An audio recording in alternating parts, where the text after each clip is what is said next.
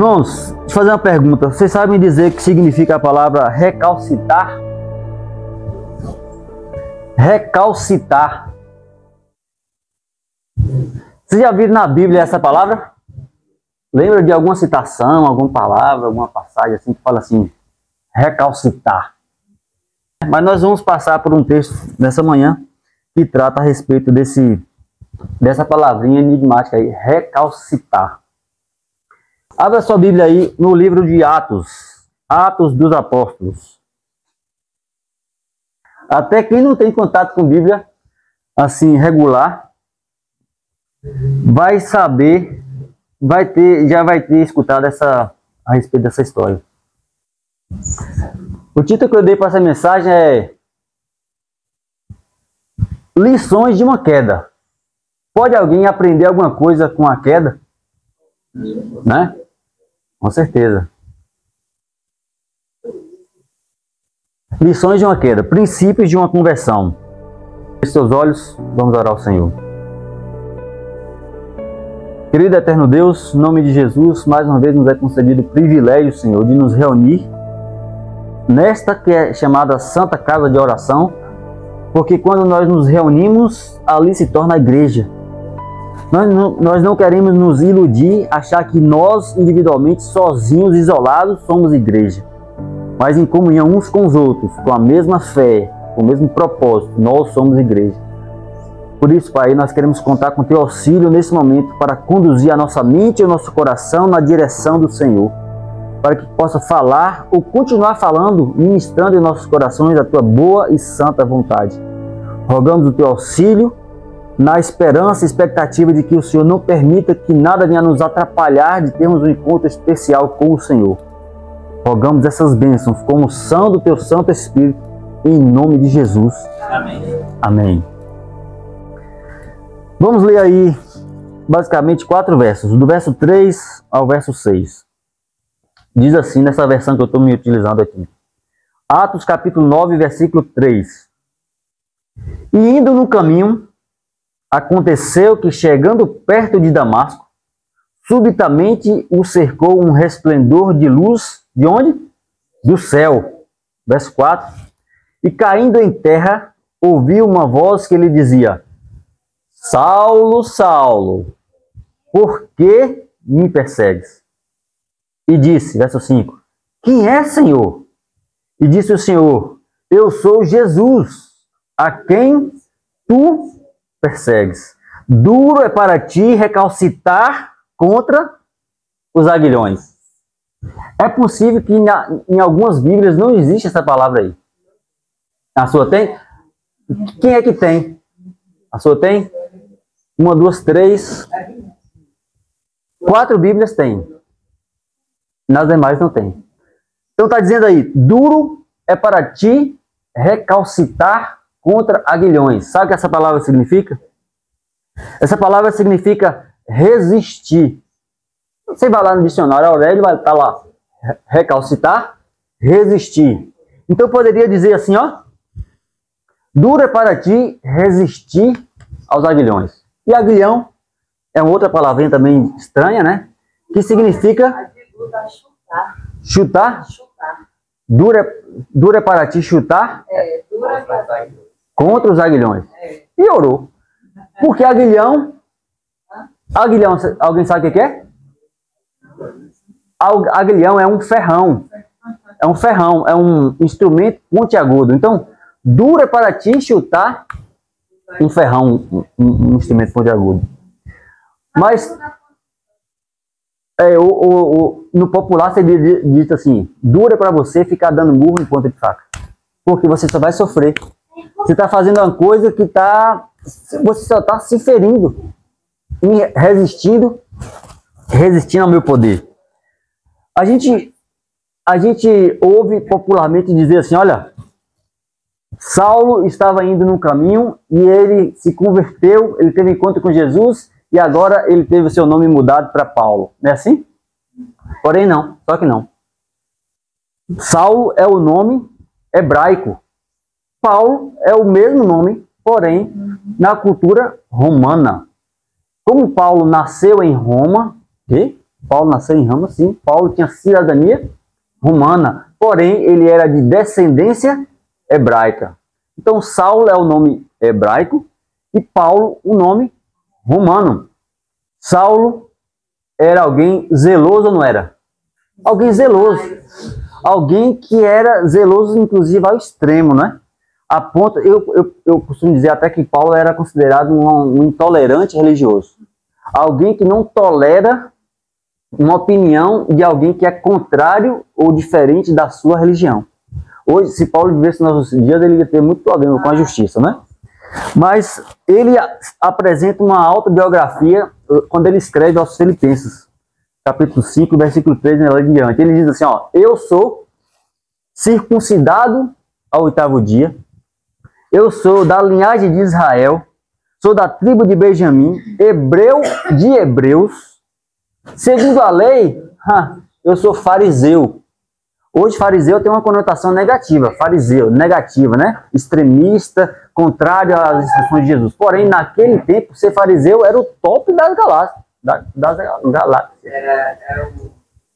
o patamar dos nossos. Né? Ser fariseu na ocasião aqui era ser conhecedor, né? Então Paulo apresenta a sua autobiografia aí no capítulo 5 de Filipenses, mas o fato é que ele era um certo intolerante religioso. Mas no contexto do que foi lido aqui, dessa trajetória, Paulo estava indo em direção a Damasco passear. Só que não, né? Paulo estava indo de Jerusalém em direção a Damasco para perseguir cristãos. E se você e eu vivêssemos naquela ocasião, você seria alvo da perseguição de alguém zeloso. Então, ele consegue a autorização e parte. Sabe qual é a distância de Jerusalém até Damasco?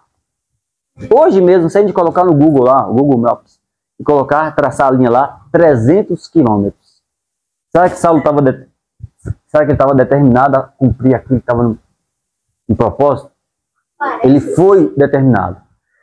Então, no caminho ali, na trajetória, quando ele estava perto de chegar no seu destino final ali, para executar a sua tarefa, então há um resplendor, a Bíblia diz isso, conforme nós vemos, há um resplendor da glória de Deus. Era meio-dia nessa ocasião. Rapaz, o irmão sabe até a hora que foi. Sabe por que eu sei? Porque está escrito. Ele mesmo, dando o testemunho dele lá para o rei Agripa, no capítulo 26 do mesmo livro de Atos, ele fala assim, ó, eu estava indo ao meio-dia, e dá alguns detalhes. Ele fala assim, inclusive, olha, a voz que me chamou pelo nome, me chamou em hebraico. Fala que foi em hebraico, não foi em aramaico, não foi em romano, foi em hebraico. Ele disse, Saulo, Saulo, por que você me persegue? E aí, eu fiz menção, né? A palavra Saulo, se a gente tirar o O, é Saul. Saul foi um personagem que Paulo conhecia. Não era isso? Paulo conhecia as Escrituras. Ele foi criado aos pés de Gamaliel. Um rabino importante ali da época dos fariseus. Então, olha. Saul, Saul, por que tu me persegues? Opa, eu conheço a história de Saul. Saul foi alguém que perseguiu o ungido do Senhor. Será que eu não estou na mesma condição de alguém que está perseguindo o ungido do Senhor? Faz sentido para mim Cristo ter chamado Saulo pelo nome, para que ele, conhecedor das Escrituras, associasse a perseguição que ele estava empenhando com a perseguição de que um outro alguém estava empenhando com um outro ungido do Senhor. Então, eu me perguntei assim, como é que Jesus conseguiu convencer Saulo, tão facilmente? Será que Jesus se utilizou de uma técnica que algumas religiões se utilizam por aí? Aquela técnica da lavagem cerebral? Já ouviu falar isso? A técnica da lavagem cerebral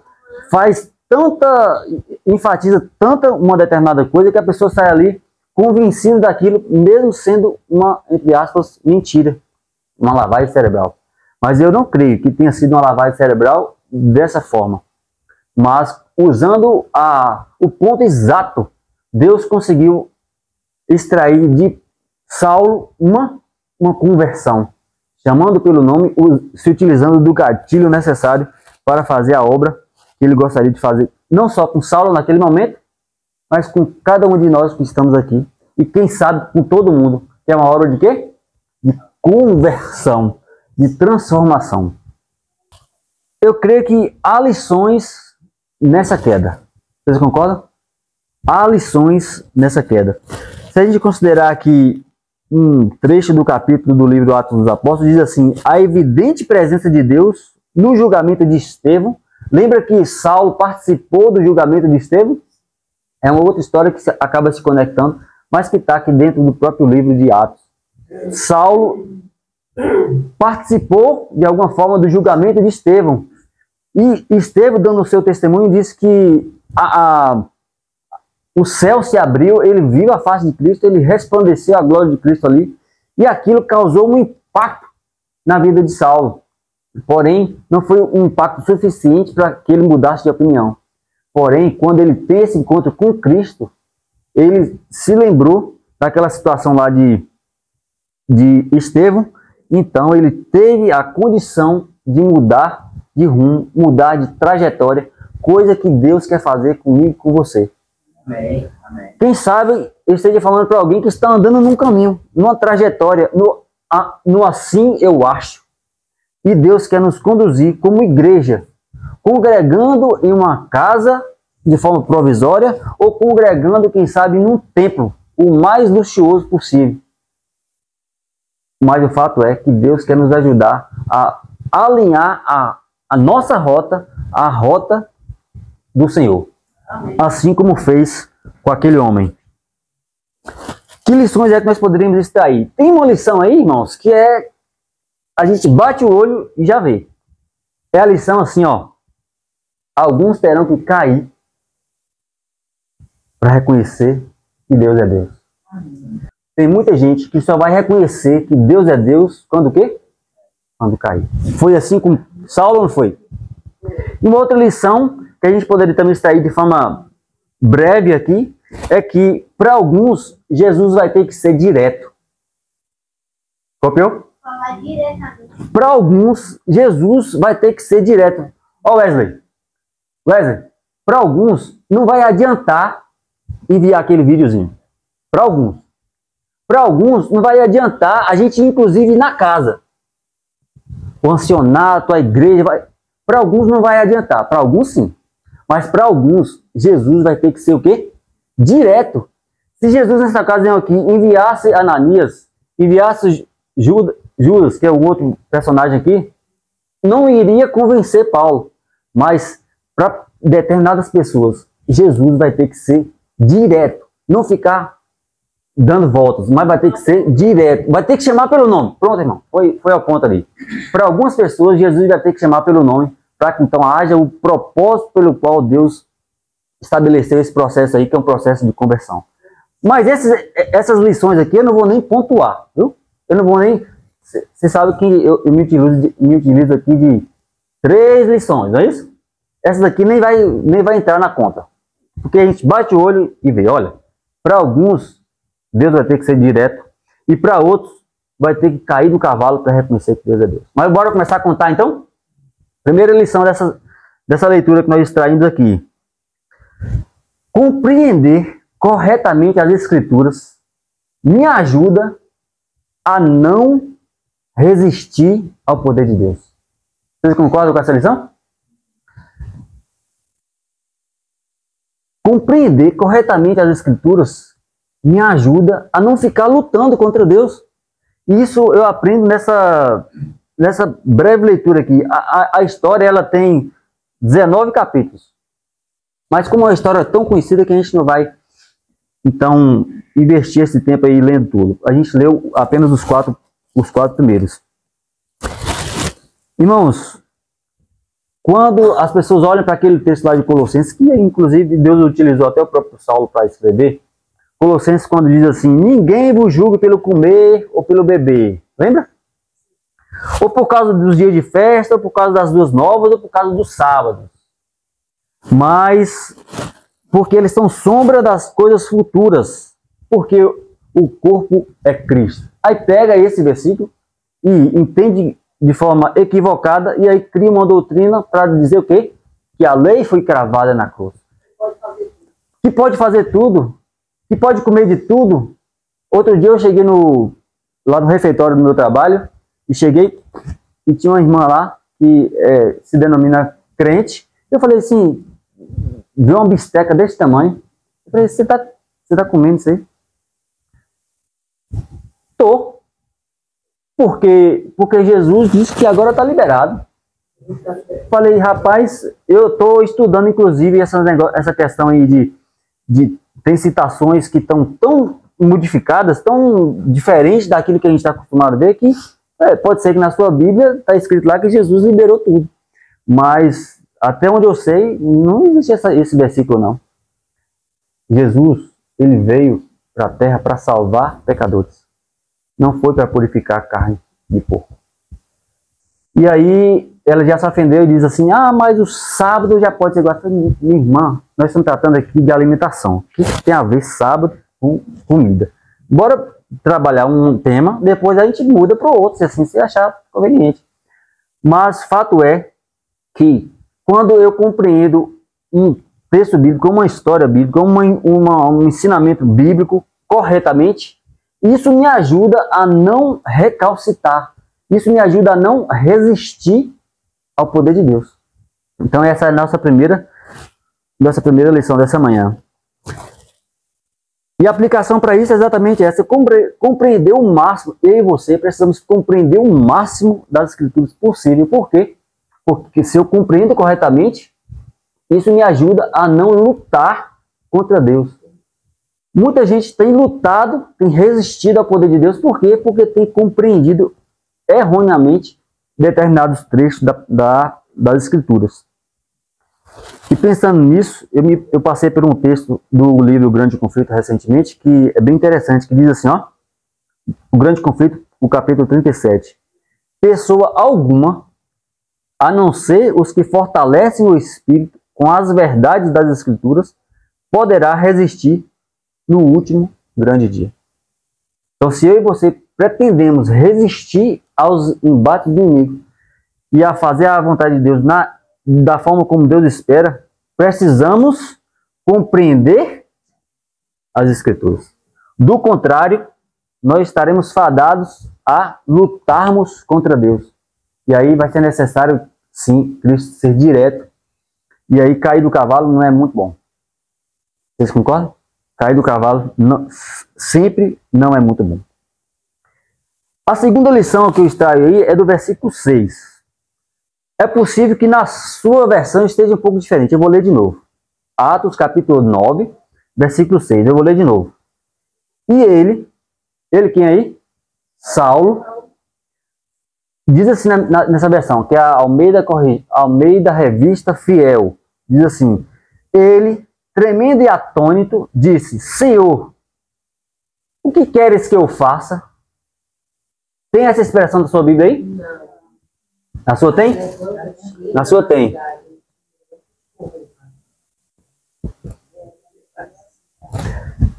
Tem versão que não existe essa expressão. Senhor, o que queres que eu faça? Eu fico imaginando onde é que o tradutor, as pessoas que organizam as versões da Bíblia, onde é que essa pessoa estava com a cabeça quando tirou essa expressão. Porque isso aqui para mim é uma lição extraordinária.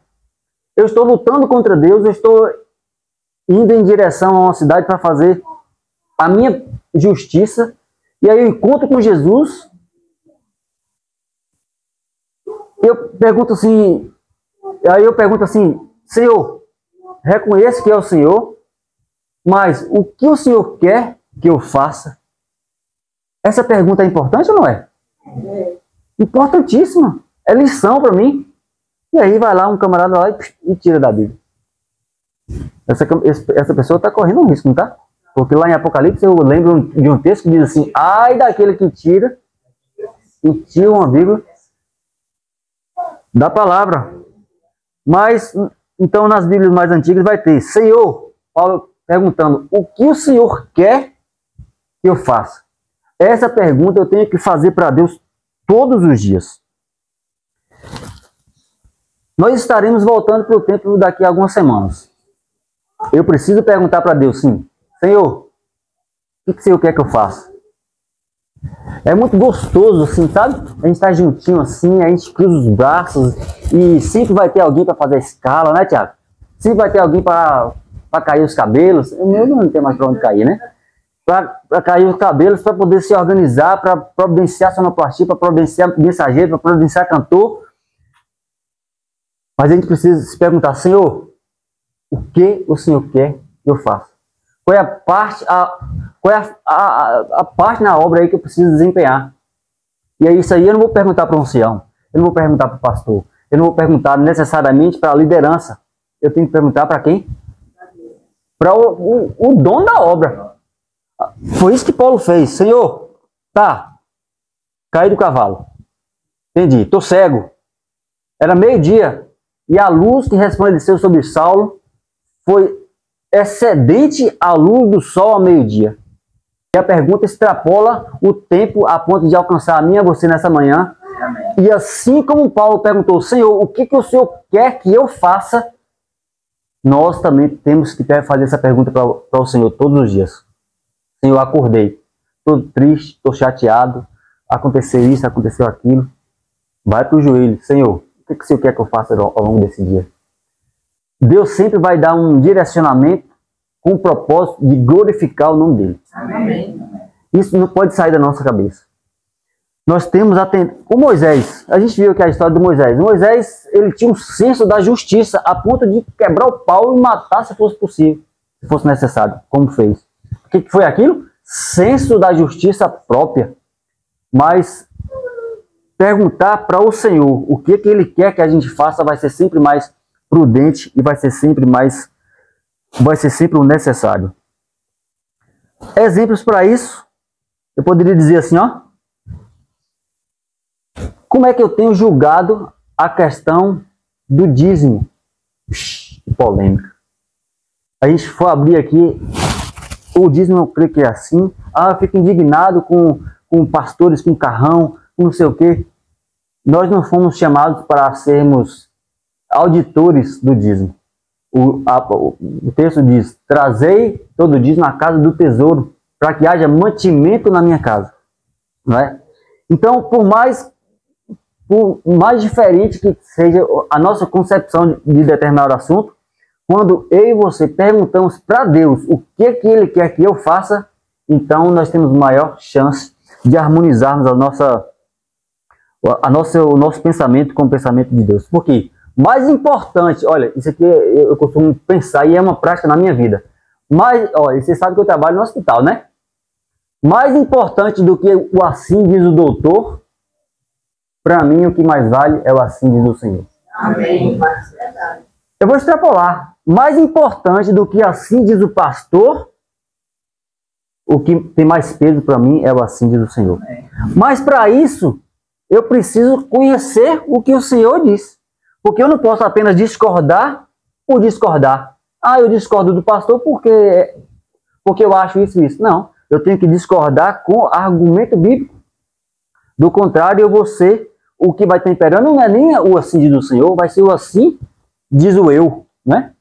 Então a lição é, deseje saber qual é a vontade do Senhor e certamente Ele vai te conduzir. Quem sabe Ele vai te chamar pelo nome, de alguma forma.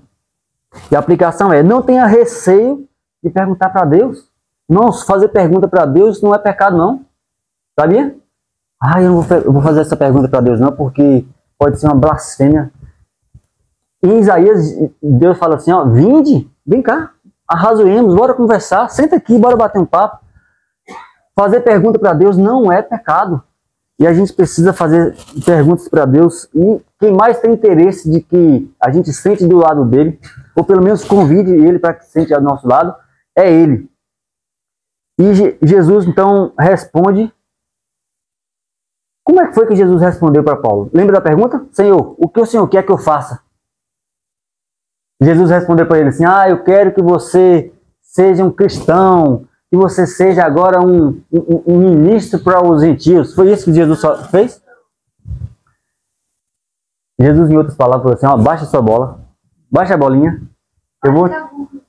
para de dar murro em ponta de faca, eu vou fazer o seguinte, eu vou encaminhar você para a igreja. Eu vou encaminhar você para a igreja. Foi isso que... Não, o irmão está inventando. O irmão está inventando isso. Bora ver isso? Vê aí o verso 6. Agora eu vou ver. Eu vou ler na versão que eu tenho aqui. Não sei se na sua está igual. Verso 6 diz: E ele, tremendo e atônito, diz ao Senhor: Que queres que eu faça? E disse-lhe o Senhor: Levanta-te e entra na cidade, e lá te será dito o que te convém fazer. Confere aí. Só o final, né? Só o final. Só o final. O que eu quero ressaltar é isso. Muitas vezes, nas perguntas que a gente faz para Deus, nem sempre Deus vai responder assim direto. Vai te dar uma resposta imediata. Porque nós somos muito imediatistas. A gente quer agora, a gente quer logo e a gente quer do nosso jeito. Mas quando a gente faz as perguntas sinceras para Deus, a gente tem que reconhecer que no tempo dele, da forma dele, ele vai responder, e não necessariamente é da forma que a gente espera. O exemplo claro é isso aí. Paulo faz uma pergunta e Deus o encaminha para a igreja. Eu creio que tenha sido até por isso que eu escolhi essa mensagem hoje. Daqui a algum tempo a gente vai estar voltando para o templo. Eu estou batendo sempre nessa tecla. A gente vai estar voltando para o templo. E diferente do que acontece nesse nosso formato, difícil às vezes de pessoas chegarem do nada. Lá na igreja não. A gente é muitas vezes surpreendido, né? Tá lá, daqui a pouco chega gente que a gente nunca viu, com necessidades diversas, e Deus espera contar comigo e com você para ajudar esses Saulos e pessoas dessa natureza, para que eu e você sejamos boca de Deus para ajudar pessoas que estão aí desorientadas. Vou começar a anotar. Um amém só. Amém. Amém. De novo, eu acho que é porque eu não dei a ênfase correta, né? Deus espera contar comigo e com você, estando no templo ou fora do templo. Isso também é importante. Para quê? Para que você e eu, como membros da igreja, sejamos úteis ao Senhor para ajudar pessoas como Saulo, que estão desorientadas por aí afora. Amém. Aleluias, louvado seja Deus. Então Deus o envia para a igreja. E lá ele teve contato com Judas, que era o dono da casa ali. O texto vai dizer isso. E Deus também está trabalhando lá no coração de Ananias. Ananias, parar na casa de Judas. Chega um camarada lá meio desorientado, tá cego, porque não aguentou o resplendor da minha glória. E viu, eu mostrei para ele que ia chegar alguém lá e ia orar por ele. Eu orar por ele? Ó, que miserento daquele. Tá lá com a carta para vir me prender e eu vou lá orar por eles. Jesus nos ensina lá no Sermão do Monte, né? Orai pelos aqueles que vos perseguem. Nossa, tantas lições nós poderíamos aprender aqui dessa história tão conhecida, mas a instrução que foi dada para Ananias foi essa: vai lá e ora por ele. Põe na prática aquilo que você ouviu de Cristo lá no Sermão do Monte. Orai por aquele que vos persegue. E aí é muito lindo lá quando no versículo 17, Ananias, pode acompanhar aí, versículo 17, Ananias foi e entrou na casa, impondo-lhe as mãos, disse o que aí? Irmão Saulo, olha. Já considerou da família. Irmão Saulo, o Senhor Jesus, que te apareceu no caminho por onde vinhas, me enviou para que tornares a ver e seja cheio do Espírito Santo. Vamos recapitular? 3 lições. Vamos lá? Quais são as 3 lições? Quando eu compreendo corretamente as Escrituras Sagradas, eu me coloco na condição de não resistir ao poder de Deus. Ficou claro? Não resista ao poder de Deus. Não recalcite. Como é que é a palavra? Não recalcite. Não recacitar. Não resista ao poder de Deus. Compreenda as Escrituras, porque isso vai te ajudar a não lutar contra Deus. A segunda lição foi: deseje saber qual é a vontade de Deus. Não fique na dependência do irmão. Aí vou colar no irmão. O irmão sabe. Se o irmão também estiver errado, e aí? Mas cola em Jesus que é sucesso. Viu? Cola em Jesus que a gente passa adiante, todo mundo. Porque nós estamos em um grande conflito. Provas e mais provas. Provas e mais provas. E nós só venceremos as provas se estivermos baseados no verdadeiro e legítimo professor Cristo Jesus. E a terceira lição é: Deus quer nos instruir através da igreja. Para isso nós precisamos ser igreja. Igreja, eu não estou dizendo templo, não estou dizendo necessariamente o templo, as paredes, mas pessoas. Eu disse aqui na minha oração, nós temos tido a ilusão de dizer, bater no peito, eu sou igreja. Você só é igreja, varão.